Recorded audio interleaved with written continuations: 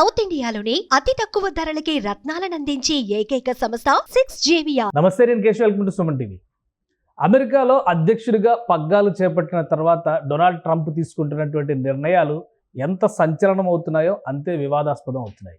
తాజాగా ఆయన పొరుగు దేశాల నుంచి దిగుమతి అయ్యే వస్తువులపై వేసిన సుంకాలు పెద్ద ఎత్తున స్టాక్ మార్కెట్లను దెబ్బకొట్టాయి.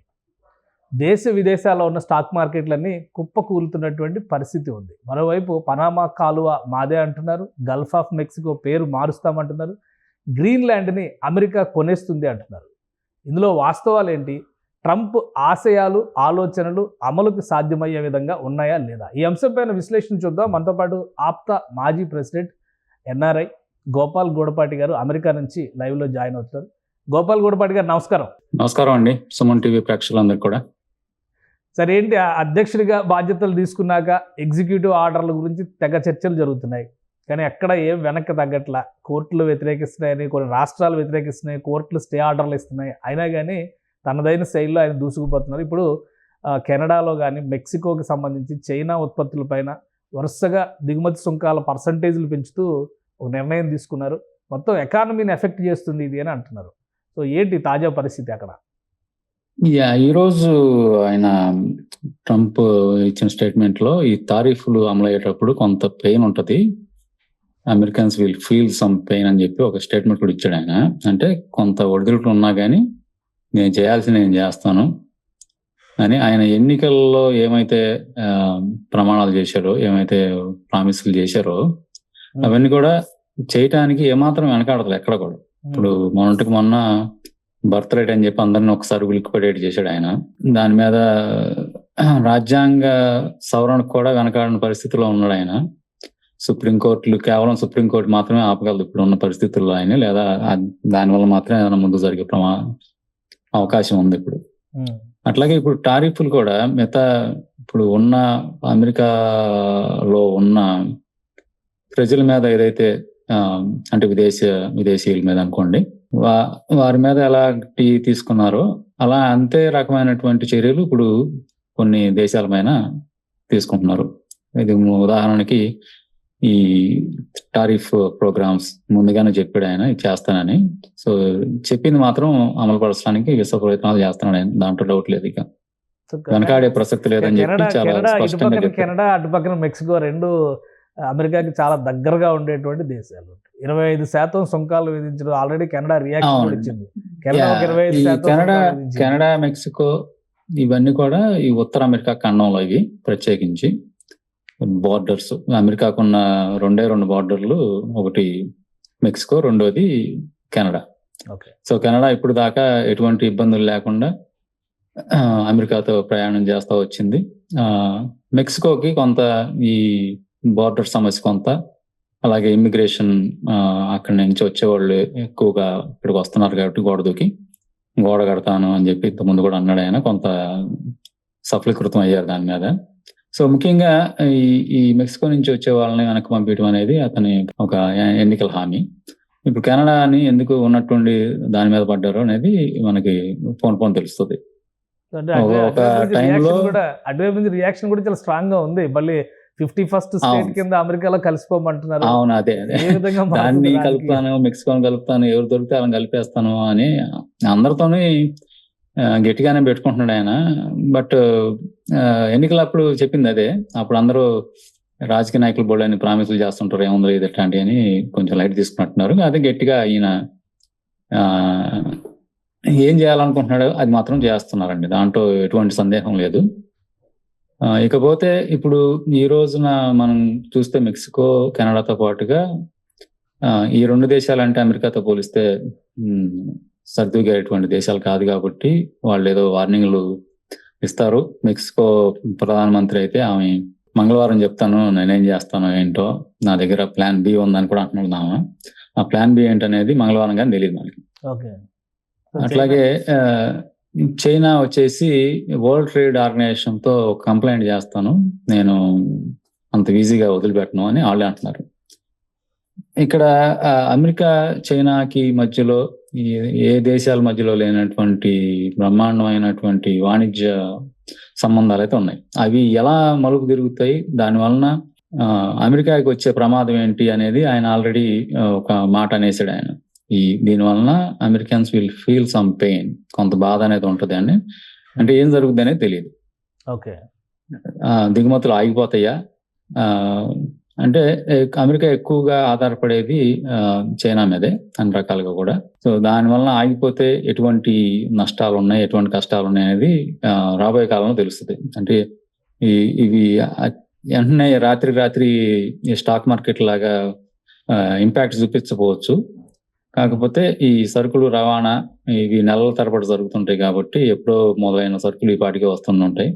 వాటి మీద కూడా సుంకం విధిస్తారా, లేదంటే అవి ఆల్రెడీ ముందుగానే వచ్చినాయి కాబట్టి వాటిని వదిలేస్తారా అనేది ఇవన్నీ కూడా ఏవి కూడా క్లారిటీగా ఉండవండి. అన్లెస్ మనకి పూర్తిగా ఆ ఆర్డర్స్ కానీ వాళ్ళు ఏమేమి సైన్ చేశారని తెలిసి తప్పితే, అవి కూడా ట్రేడ్ ఎక్స్పర్ట్స్ వాళ్ళు చదివి లేకపోతే లీగల్ ఎక్స్పర్ట్స్ చదివి చెప్తే తప్పితే మనం ఇప్పుడే దాని మీద పెద్ద వ్యాఖ్యానించే అవకాశం లేదు. ఓకే. ఇప్పుడు అంటే వీటి వైపు నుంచి చూస్తే ఇప్పుడు చెప్తున్నటువంటి ఎక్కువగా ఈ ఆంక్షలు వేయడము వీటిపైన చూస్తే ఒక యాంగిల్లో కనిపిస్తుంది. మరోవైపు నుంచి పనామా కెనాల్ మాదే అంటున్నారు, గ్రీన్లాండ్ని తీసేసుకుంటాం అంటున్నారు. జియోగ్రాఫికల్ గా కూడా అమెరికా బౌండరీస్ చుట్టుపక్కల ఉన్నటువంటి గల్ఫ్ ఆఫ్ మెక్సికో పోయి గల్ఫ్ ఆఫ్ అమెరికా అంటున్నారు. సో ఇవి చేంజ్ చేసేటువంటి అవకాశాలు ఉన్నాయా? అది నిజంగా ఇంటర్నేషనల్ ఒప్పందాలు ఇవన్నీ యాక్సెప్ట్ చేస్తే అమెరికా ఏకపక్షంగా నిర్ణయాలు తీసుకోవచ్చా? ఒకటి, గల్ఫ్ ఆఫ్ మెక్సికో పేరు మార్చడం పెద్ద కష్టమైన పని కాదు. మనం హైదరాబాద్ భాగ్యనగర్ హైదరాబాద్ లేకపోతే ముంబైని బొంబాయి లాగా అది మార్చేస్తున్నారు, పెద్ద సమస్య కాదు. ఆల్రెడీ చాలా మంది మ్యాపుల్లో కూడా అప్డేట్ చేసేసినట్టున్నారు కొన్ని చోట్ల చూస్తే. అది అసలు సమస్య కాకపోవచ్చు, ఎందుకంటే ఇది మా వైపు ఉంది కాబట్టి దీన్ని గల్ఫ్ ఆఫ్ అమెరికా అంటా ఉన్నారు అనుకోండి, పేరు వల్ల పెద్ద అది సమస్య కాకపోవచ్చు బహుశా. రెండోది, ఇప్పుడు అలాస్కా చూసారనుకోండి, అలాస్కా అమెరికాకి అసలు కనెక్ట్ అయ్యలేని ప్రదేశం, కెనడా పైన ఉన్నటువంటి ప్రదేశం. అమెరికా నుంచి అలాస్కాకి మధ్యలో కెనడా ఒకటి ఉంది. అలాస్కా అత్యంత సమీపంలో ఉన్న దేశం రష్యా. మీకు గట్టిగా అయితే 2-3 కిలోమీటర్లో మైల్లో దూరంలో ఉంటుంది, ఆ సముద్రం మధ్యలో చాలా దగ్గర ఉంది. అసలు అమెరికాకి అలాస్కాకి సంబంధం లేదు, కానీ అమెరికా అలాస్కాని రష్యా నుంచి ఒక సందర్భంలో దాన్ని కొనుక్కోవడం జరిగింది. దాన్ని అమెరికా కింద అనుకుంటున్నారు. అట్లాగే కొన్ని వేల మైళ్ళ దూరంలో ఉన్న హవాయి దీవులు సముద్రం మధ్యలో ఉన్నటువంటి పసిఫిక్ మహాసముద్రం మధ్యలో ఎక్కడో కొన్ని వేల మైళ్ళ దూరంలో ఉన్నటువంటి హవాయి కూడా అమెరికా కింద ఉంది.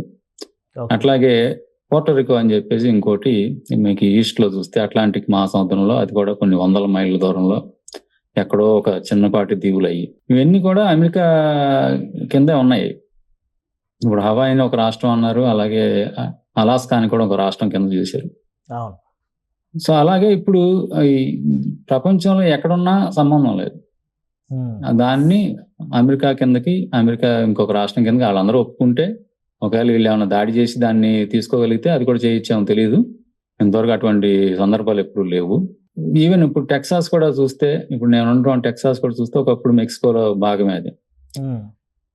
సో వీటన్నిటి మీద యుద్ధాలు కానివ్వండి, లేకపోతే కొనుక్కోవటం కానివ్వండి, ఏదో రకంగా చేసి దాన్ని అమెరికాలో కలుపుకోవడం జరుగుతూ ఉంది ఎప్పటి నుంచో, గత 200-300 సంవత్సరాల నుంచి చూసుకుంటే. ఇంకా మనకి తెలిసి ఒక ఈ మధ్య కాలంలో ఒక 50-60 సంవత్సరాలు లేకపోతే గత 100 సంవత్సరాలు ఇటువంటి కార్యక్రమాలు ఏం లేవు. దాడి చేయటాలు, ఆక్రమించుకోవటాలు, కొనుక్కోటాలు అటువంటి సందర్భాలు పెద్దగా ఏం లేవు. కాబట్టి ఇప్పుడు ఈయన రాజ్యాధికారం లేకపోతే రాజ్య విస్తరణ మన దగ్గర ఎట్లయితే అఖండ భారత్ అని చెప్పి అన్ని కలిపేయాలనుకుంటున్నారో, ఇక్కడ కూడా ఈయన కూడా అటువంటి ప్రోగ్రామ్ ఏదో పెట్టినట్టున్నాడు ఈయన. సో కనపడిన వాటిన్నింటినీ నేను కొనుక్కుంటాను, లేదా లాక్కుంటాను, లేదంటే ఆక్రమిస్తాము అని అంటున్నారు. ఇప్పుడు దాకా అమెరికా అగ్రరాజ్యం, దీని దగ్గర బోల్డన్ని ఆయుధాలు ఉన్నాయి, డబ్బులు ఉన్నాయి అనేది బయట ప్రపంచం అంతా అనుకుంటున్న సందర్భంలో, ఒకవేళ నిజంగా గ్రీన్లాండ్ మీద దాడికి వెళ్తే ఆపేది ఎవరు? ఈ ప్రాంతంలోకి వచ్చి ఆపటానికి కూడా ఎవరు లేరు కదా.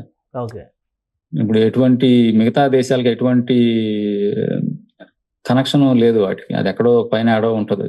దాని దగ్గరికి ఇంకో కంట్రీ వచ్చి ఆపగలిగే పరిస్థితి లేదు. అమెరికానే ఇరాన్, ఇరాక్ లాంటి చోటకి వెళ్ళి, లేకపోతే ఆఫ్ఘనిస్తాన్ చోటకి వెళ్ళి అక్కడ అందరికీ ఆయుధాలు అమ్మో లేకపోతే వీళ్ళే అక్కడ సైన్యాన్ని మోహరించో ఇవన్నీ చేయగలుగుతున్నారు. కానీ ఇంకా ఏ ఇతర కంట్రీ కూడా, దేశం కూడా ఇప్పుడు గ్రీన్లాండ్ దగ్గరికి వచ్చి వీళ్ళని కాపాడే పరిస్థితి అయితే లేదు. సో అంటే ఆయన అనుకున్న లక్ష్యం నెరవేరడానికి అవకాశాలు ఉన్నాయంటారు. కానీ రిలేషన్స్ చెప్పలేం. ఇతర దేశాలతో సంబంధాల విషయంలో కానీ ప్రభావం చూపించేటువంటి అవకాశం ఉండదా? 100% అని ఆయన ముందే చెప్పాడు కదా, నేను చేసే ప్రతి యాక్షన్ మీ అమెరికన్స్ కి మంచి చేస్తుంది, కాకపోతే ఫస్ట్ లో కొంచెం ఇబ్బందిగా ఉంటుంది, దాన్ని నోడ్చుకోండి, నేను మీకు బ్రహ్మాండమైన ప్రగతి చూపిస్తాను అంటున్నాడు ఆయన. సో ఇప్పుడు ఉక్రెయిన్ లేకపోతే ఏ మాటగా మాట ట్రంప్ ఉన్న 4 సంవత్సరాల్లో అమెరికా పెద్దగా యుద్ధం చేసింది ఏమీ లేదు. ఆయన దానికి వ్యతిరేకం అనుకుంటాను.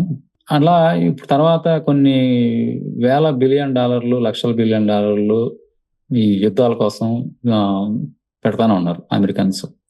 అమెరికన్ ట్యాక్స్ మనీ అంతా కూడా యుద్ధాలకి సగం పోతా ఉంది. ఇప్పుడు ఉక్రెయిన్ యుద్ధం జరుగుతూ ఉంది 4-5 ఏళ్ల నుంచో, ఇంకా ఎక్కువ సంవత్సరాల నుంచో. దానికి అనేక వేల కోట్ల డాలర్లు వీళ్ళు బడ్జెట్ లోంచి శాంక్షన్ చేస్తా ఉన్నారు. సో ఇప్పుడు అలాంటి బడ్జెట్ ని మళ్ళీ తిరిగి ఇటు మెక్సికోనో లేకపోతే కెనడానో లేకపోతే ఇంకొకటో ఏదో ఒక దేశాన్ని ఆక్రమించడానికి కోసం ప్రయత్నం చేస్తే డెఫినెట్ గా చేయొచ్చు. ఆ డబ్బులు కూడా వీళ్ళ దగ్గర ఉన్నాయి. కాకపోతే ఈ ఇంటెన్షన్ ఈ మధ్య కాలంలో ఈయనకి మొదలైంది. స్వతహాగా ఈయన బిజినెస్ మ్యాన్ కాబట్టి మేబీ ఏదన్నా డీల్ సెట్ చేసి తీసుకుంటాడు, కానీ యుద్ధం చేయకపోవచ్చేమో అని కూడా అనుకోవచ్చు. ఎందుకంటే స్వతహాగా ఆయన ఎప్పుడు చేయలేదు. పైగా నేను వస్తే యుద్ధాలన్నీ ఆపేస్తానని చెప్పారు కాబట్టి ఏ బిజినెస్ డీల్లోనూ దాన్ని సెట్ చేయొచ్చాము తెలియదు. అన్ని రకాలుగా వాళ్ళని ఉక్కిరి బిక్కిరి చేసి వాణిజ్యం ఏమి అందకుండా చేసో లేదో ఏదో ఒకటి చేయొచ్చు. ఇతిమధ్యంగా యుద్ధం చేస్తాడు. ఇప్పుడున్న సినారియాలో ఇండియన్స్ పరిస్థితి ఏంటి? అటు వాళ్ళ మధ్య ఒక రకమైన రచ్చ నడుస్తుంది. మన వాళ్ళకి చాలా ఆందోళన. 20,000 ఉద్యోగాలు తీసేశారు, ఆల్రెడీ ఐడెంటిఫై చేశారు, లక్షల మందిని ఇండియా పంపించేస్తారు. ఇటువంటి చర్చలు ఎక్కువ జరుగుతున్నాయి. అలాంటి వాతావరణం ఏమైనా ఉందా? ఒకటైతే ఉందండి. ఒక 18,000 మందిని ఇండియానే ఐడెంటిఫై చేసింది అనేది ఒక వార్త గట్టిగా తిరుగుతూ ఉంది. కాకపోతే దాని చుట్టుపక్కల కొంత రూమర్స్ కూడా పెట్టారు. అవి కాసేపు పక్కన పెడితే ఈ 18,000 మందిని మేము అంటే ఇల్లీగల్ గా ఉన్నటువంటి 18,000 మందిని వెనక్కి మేమే తీసుకెళ్తాము, మాకు కొంత సమయం ఇవ్వండి అని భారత విదేశాంగ మంత్రి ఇక్కడికి వచ్చినప్పుడు సందర్భం కానివ్వండి, లేదంటే వారి మధ్య చర్చల వలన కానీ ఈ 18,000 మందిని అయితే ఇండియాకి తీసుకెళ్తారు. వాళ్ళు పూర్తిగా ఇల్లీగల్ గా ఉన్నటువంటి వ్యక్తులు. ఇల్లీగల్ గా ఎవరున్నా కూడా అది మెక్సికన్స్ కానివ్వండి, భారతీయులు కావచ్చు, ఇంకా ఇతరత్ర ఏ దేశాలకు పోయాలైనా కానీ అది ఆన్ గోయింగ్ ప్రోగ్రామ్ అది.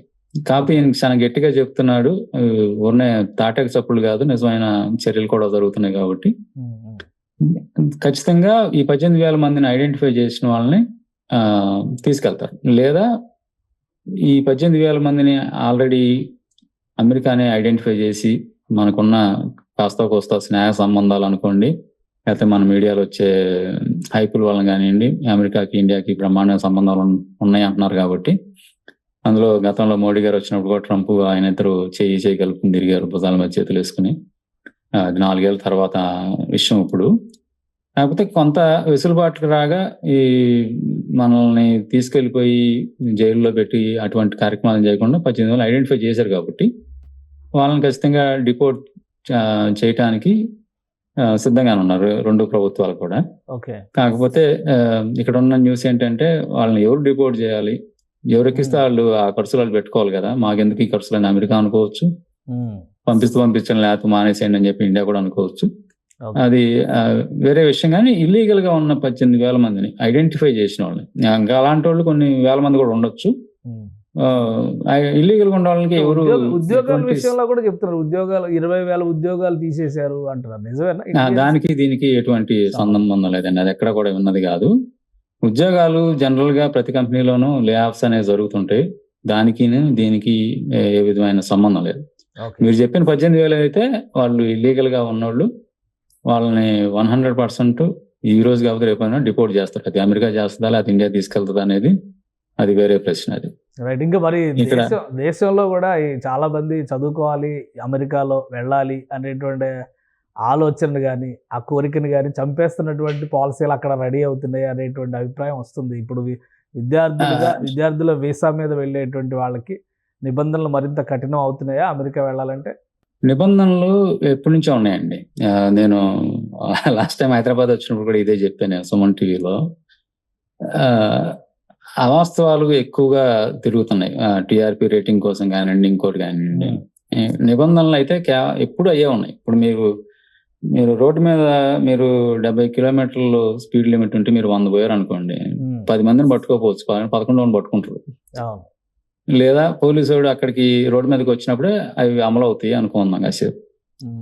మనం రోజు వాటిని పట్టించుకోం. స్పీడ్ లిమిట్ 70 ఉన్నా కానీ మన పాటికి మనం 100 వెళ్తాం, పట్టుకున్నప్పుడు చూద్దాంలే అని.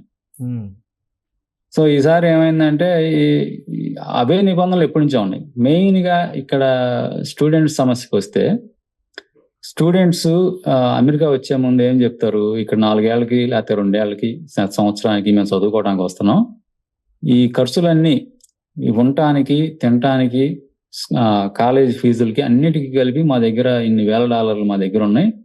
మాకు ఇక్కడ ఇండియాలో కొన్ని లక్షల ఆస్తులు ఉన్నాయి, కొన్ని కోట్ల ఆస్తులు ఉన్నాయి, మేము కేవలం చదువుకోవడానికి వస్తాం, చదువుకున్నాక వెళ్ళిపోతాం అనే కథ అందరూ చెప్పే కథే స్టూడెంట్స్ ఎప్పుడైతే వచ్చేటప్పుడు. కానీ ఇక్కడికి వచ్చినాక ఏం చేస్తున్నాం మనం, ఇక్కడికి వచ్చినాక మనకి ఖర్చులకి ఫస్ట్ సెమిస్టర్కి ఎట్టగొట్టి ఫీజులు కడతారు, మిగతా వాటికి ఇక్కడే ఉద్యోగాలు చేసుకుని మీరు సంపాదించుకోవచ్చు అని చెప్తారు. ఇండియాలో కానీ కన్సల్టింగ్ కానీ మన చుట్టుపక్కల కానీ ఇక్కడ ఉన్న వాళ్ళు కూడా అదే చెప్తారు. ఏం కాదు, నీకు ఇక్కడికి వచ్చేసి ఏదో ఒక జాబ్ చేసుకుని నువ్వు డబ్బులు సంపాదించి నువ్వు ఇండియా పంపించేయచ్చు, నీకు ఖర్చులకి ఇబ్బంది లేదని చెప్తారు. ఇక్కడ నిబంధనల ప్రకారం ఒక యూనివర్సిటీకి వచ్చి ఉంటే ఒక 20 మందికో 30 మందికో వాళ్ళు ఉద్యోగాలు ఇవ్వగలుగుతారు. ఒక 20 గంటలు లోకల్ గా ఆ యూనివర్సిటీలో ఉన్న లైబ్రరీలోనో లేకపోతే అక్కడ ఉన్న రెస్టారెంట్లోనో ఆ లోపల క్యాంపస్ లోపల ఇచ్చే ఉద్యోగాలు 20 మంది కంటే ఎక్కువ ఉండవు. గతంలో పోల్చుకుంటే ఇప్పుడు కొన్ని వేల మంది వస్తున్నారు. మనకి ఇండియా నుంచే ప్రతి సంవత్సరం 1,00,000 మంది వస్తున్నట్టుగా అనిపిస్తుంది. దాంట్లో 50,000 మంది హైదరాబాద్ నుంచే వస్తుంటారు. వీళ్ళందరికీ యూనివర్సిటీలు ఉద్యోగాలు ఇవ్వలేవు, వీళ్ళలో 1% కూడా ఉద్యోగాలు ఇవ్వలేవు. అందుకని వీళ్ళు బయటకు వచ్చి రెస్టారెంట్స్ లోనో గ్రాసరీ స్టోర్స్ లోనో ఎక్కడో చోట ఇల్లీగల్ గా పనిచేస్తుంటారు. ఎప్పుడైతే ఈ ఇల్లీగల్ నేను పట్టించుకుంటాను, ఇల్లీగల్ గా ఏది చేసినా ఒప్పుకోను, లా ఇంపార్టెంట్ అని ట్రంప్ అన్నాడు అనుకోండి, దాన్ని మనం బూచిగా చూపించలేం. ఇది ఎప్పటి నుంచో ఉన్నదే, కాకపోతే ఇప్పుడు దాకా ఎవరు పట్టించుకోలేదు కాబట్టి నడిచిపోయింది. సో ఇప్పుడైనా సరే మీరు నిజంగా చదువుకోవటానికి మాత్రమే ఇక్కడికి వస్తున్నాము అనుకుంటే, మీ దగ్గర డబ్బులు ఉంటే 100% రావచ్చు. There is nothing wrong. ఇక్కడ ఎవరు కూడా ఆపేది ఏం లేదు. అన్ని లీగల్ గా జరిగినంత కాలం ఇబ్బంది లేదండి. ఎప్పుడైతే దేశాల మధ్య మారుతున్నటువంటి ఈ సంబంధాలు ఎంతవరకు అమెరికాలో ఉన్నటువంటి ఇండియన్స్ పైన ప్రభావం చూపించే అవకాశం ఉంటుంది? ఇవి ఈ దేశాల మధ్యలో జరిగే వాటికిను ఇక్కడ నివసించే వారికి పెద్దగా ఇంపాక్ట్ ఉంటుందని అయితే అనుకోవట్లేదు. మేబీ ఉంటే గింటే ఏమన్నా ధరలు ఏమైనా పెరగచ్చు కాస్త కోస్తో. ఇప్పుడు పెట్రోల్ లాంటిదే లేకపోతే ఆయిల్ లాంటిదే ఏమన్నా గట్టిగా వాళ్ళతో కూడా ఏమన్నా మాట్లాడుకుని ఏమన్నా సున్నం పెట్టుకుంటే వాళ్ళు ఏమన్నా $4 పెంచుతారని తెలియదు.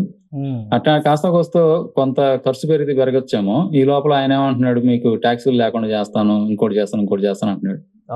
అటు తిరిగి ఇటు తిరిగి వీళ్ళకి బాగానే ఉంటది.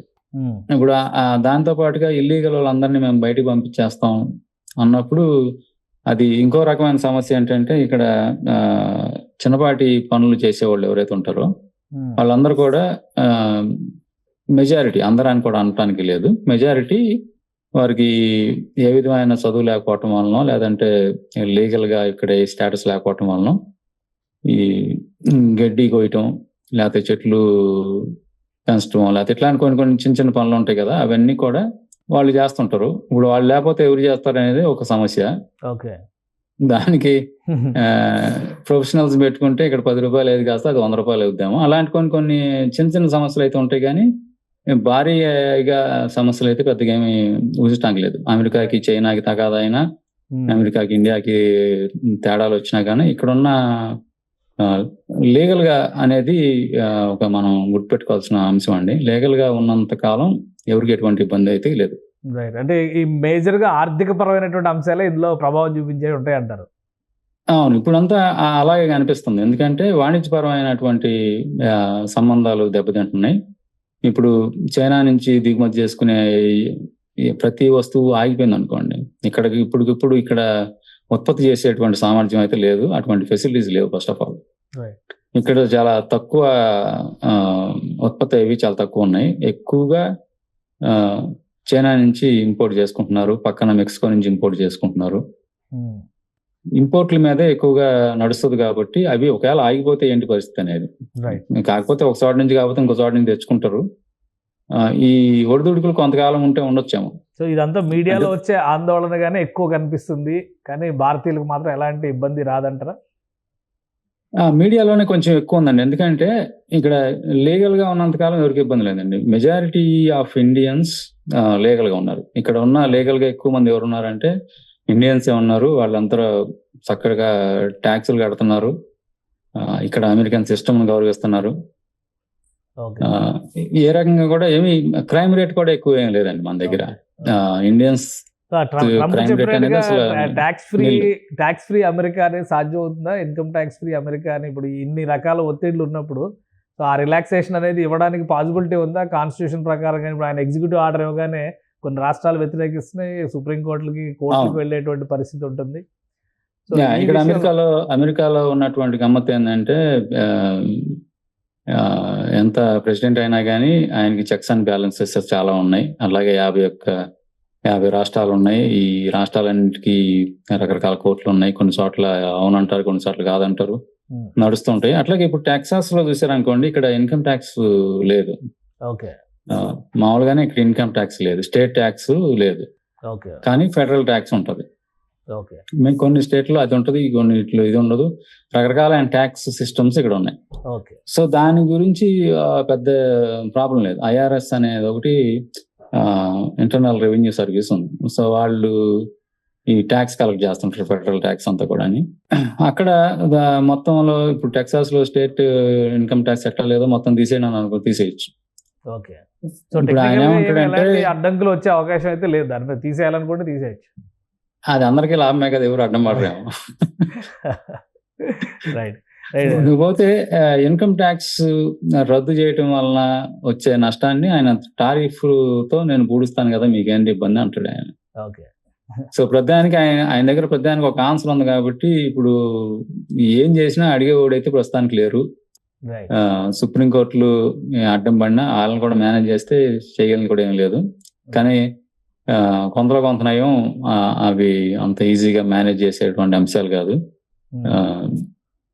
అదే విపరీతమైన ధోరణి అయితే ఉంది. అంతే ఒక రకంగా అందరినీ షాక్ గురి చేస్తున్నాడు. యూట్యూబ్ లాంగ్వేజ్ లో చెప్తే అందరినీ ఆశ్చర్యపరుస్తున్నారు. చేయడు ఊరినే బెదిరిస్తున్నాడు అనుకున్నాయి కాస్త ఇవి నిజాలు అవటంతో చాలా మందికి ఆశ్చర్యంగానే ఉంది. అది ఎక్కడ దాకా దారితీస్తుంది, ఒకదాని తర్వాత ఒకటి అనేది ఆలోచించాలి. రోజు రోజుకి ప్రతిరోజు ఒక కొత్త అంశంతోనే వస్తున్నాడు ఆయన. అది ఎన్ని నెలలు ఎలా జరుగుతుంది, ఎప్పుడు దాకా ఈ హడావుడి జరుగుద్ది అనేది వేచి చూడాల్సిందే. రైట్.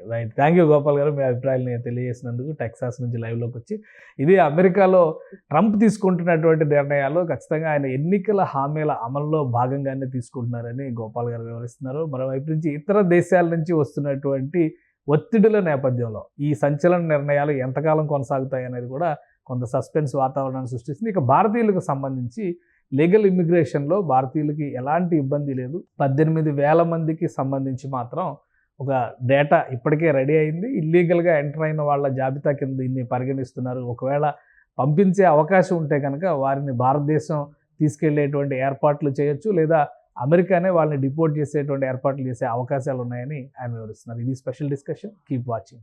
సుమన్ టీవీలో మీ పర్సనల్ అండ్ బిజినెస్ ప్రమోషన్స్ కోసం కింది నెంబర్కి కాంటాక్ట్ చేయండి.